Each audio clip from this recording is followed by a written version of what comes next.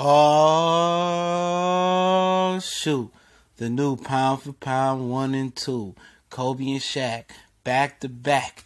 Back to back. In my Drake voice. Vasyl Lomachenko. Oleksandr Usyk. Now he Alexander Usyk after winning the Muhammad Ali trophy, alright? We back as the Boxing Clinic and more. It's your boy CJ Goodfella. Y'all know what it is, one time for the one time. Make sure you guys check out the new Raw and Uncut podcast featuring the Cali Enigma and myself. Check that out, because we about to drop some real heat on this subject. I'm not going to really touch on it like I really want to be hands-on with it like a back rub, because I can't really go there on YouTube like that. But make sure, try to hook up with Cali tonight, record an episode just for this right here. So make sure you check that link in the description. Go to Castbox, create an account, download it, create an account, subscribe to this right here for real talk, all right? Now they trying to say that, Lomachenko and Usyk is pound for pound 1 and 2. Now, you know what it is, man. You know the type of agenda they trying to push. You know what they trying to say. Usyk, he beat everybody at cruiserweight and undisputed. Lomachenko is a 3-weight division champion, all right? And I respect that, but we all know that they're not 1 and 2. We know that. Lomachenko. We just know Lomachenko. He ain't had that it fight yet. You know what I'm saying? That's what he waiting on. And possibly I think he got the skills to pay the bills. I think he got the skills to be the best. You know what I'm saying? I think Oleksandr Usyk got the skills to be the best. But he got to go to heavyweight and do his thing, man.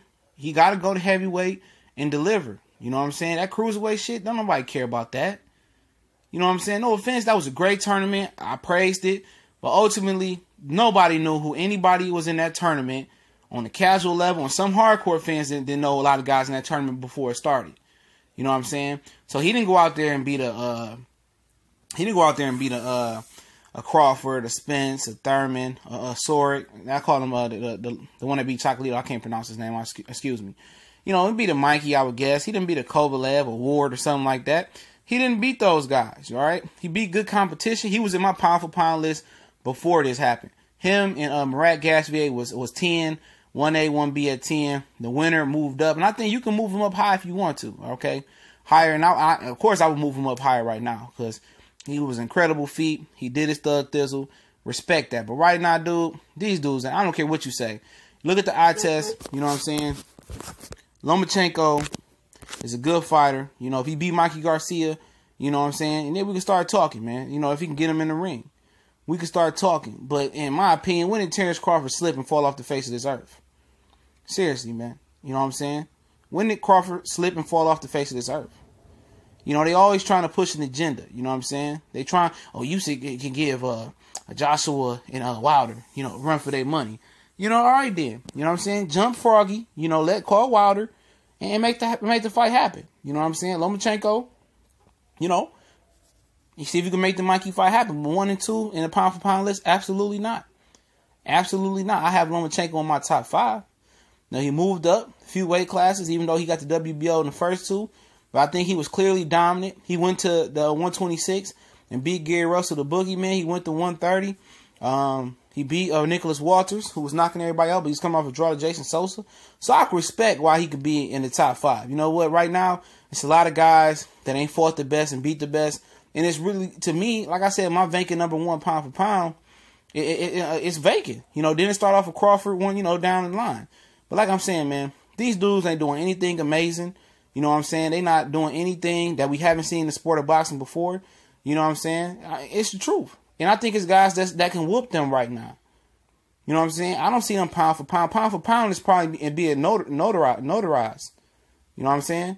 Having some notoriety, excuse me. You got to be known, and being popular on the pound for pound list, that's imperative. Especially you talk about the number 1, number 2 spots. How can you be pound for pound number 1, number 2?